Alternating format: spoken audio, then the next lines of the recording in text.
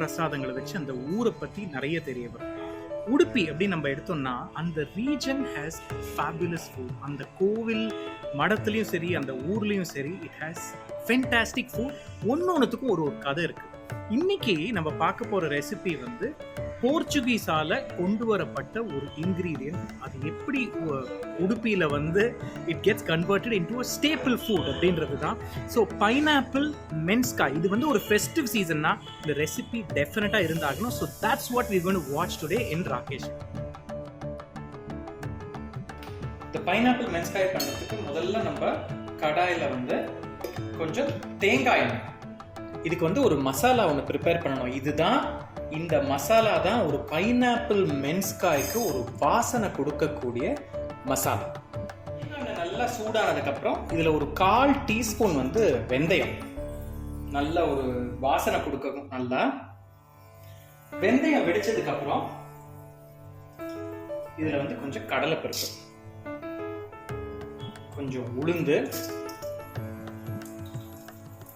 சீரகம் போட்டு இது நல்லா ஃப்ரை பண்ணி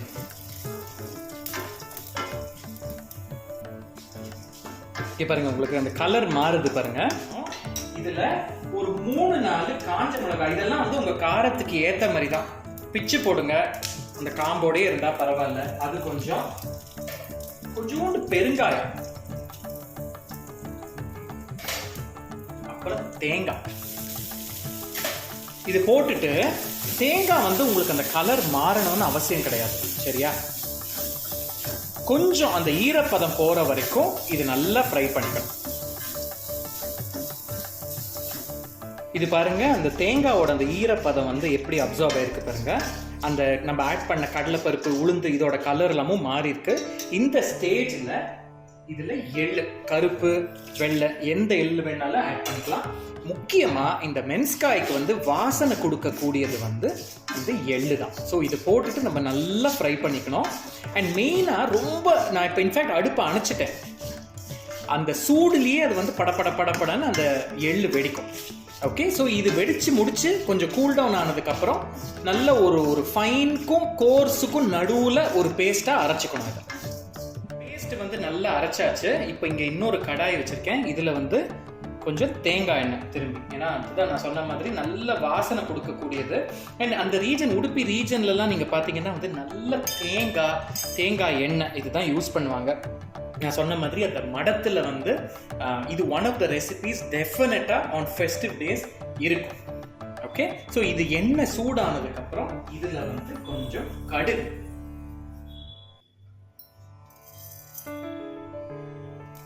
வெடிச்சதுக்கப்புறம் இதுல கொஞ்சம் ரொம்ப கொஞ்சம் உளுந்து,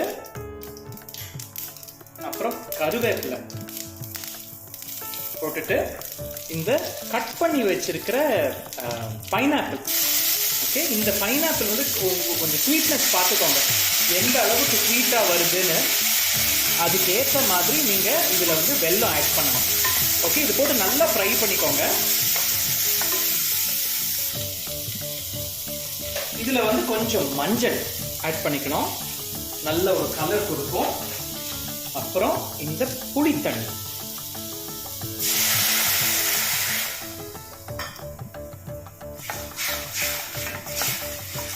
இது வந்து ஒரு மீடியம் சைஸ் புளி, ஒரு லெமன் சைஸ் வச்சுக்கோங்களேன். அதுலேருந்து எக்ஸ்ட்ராக்ட் பண்ணது கிட்டத்தட்ட ஒரு 100 ml ஆஃப் வாட்டர் இருக்கும். இது நல்ல ஒரு கொதி வரத்துக்கு வெயிட் பண்ணிக்கலாம். அந்த டைமில் கொஞ்சம் உப்பு அதுவும் இதில் ஆட் பண்ணிக்கலாம். இப்போ இதுக்கு கொதி வரட்டும். என்ன அழகாக கொதிக்குது பாருங்க, உங்களுக்கு இங்கே பார்த்தீங்கன்னாலே தெரியும். அண்ட் முக்கியமாக இந்த பைனாப்பிள் நம்ம முதல்ல ஆட் பண்ணதுக்கும் இப்போதுக்கும் என்ன கலர் மாறி இருக்கு பாருங்க. ஸோ இதுலேயே தான் கொஞ்சம் கொதிக்க விடணும். நான் சொன்ன மாதிரி இதுக்கு வந்து வேற காரம் அப்படின்றது எதுவுமே கிடையாது. நம்ம ஆட் பண்ண அந்த ரெட் சில்லிஸ் மாத்திரம் தான். ஓகே, இதில் மிளகா அப்படியோ இல்லை மிளகோ அந்த மாதிரி எதுவுமே கிடையாது. ஸோ இது இன்னும் கொஞ்சம் கொதிக்கட்டும். ரொம்ப அந்த பைனாப்பிள் கொதிச்சிடக்கூடாது. நல்லா கொதிச்சிருச்சு. இந்த ஸ்டேஜில் நம்ம அரைச்சி வச்சிருக்கிற இந்த பேஸ்ட் இங்கே பாருங்க, இதோட கன்சிஸ்டன்சி உங்களுக்கு பார்த்தீங்கன்னா தெரியும். அந்த பேஸ்ட்டை இதில் ஃபுல்லாக ஆட் பண்ணிடணும். கொஞ்சம் தண்ணி ஆட் பண்ணி மிக்ஸ் பண்ணிக்கணும். எப்படி கொதி வருது பாருங்க. இந்த ஸ்டேஜில் நம்ம வெல்லம், இது வந்து it depends on the sweetness of your pineapple. அதுக்கேற்ற மாதிரி வெல்லம் கொஞ்சம் போட்டுக்கோங்க. இன்னும் வேணா கூட நீங்கள் வாட்டர் ஆட் பண்ணுறதுனா ஆட் பண்ணலாம். ஏன்னா இதில் நம்ம உளுந்து வச்சு அரைச்சிருக்கோம். உளுந்து வச்சு அரைச்சதுனால அது போக போக போக கொதிக்க கொதிக்க இட் வில் திக்கன். ஓகே, அதை ஆட் பண்ணிட்டு இன்னும் கூட கொஞ்சம் தேங்காய் எண்ணெய் போட்டிங்கன்னா வாசனை பிரமாதமாக இருக்கும்.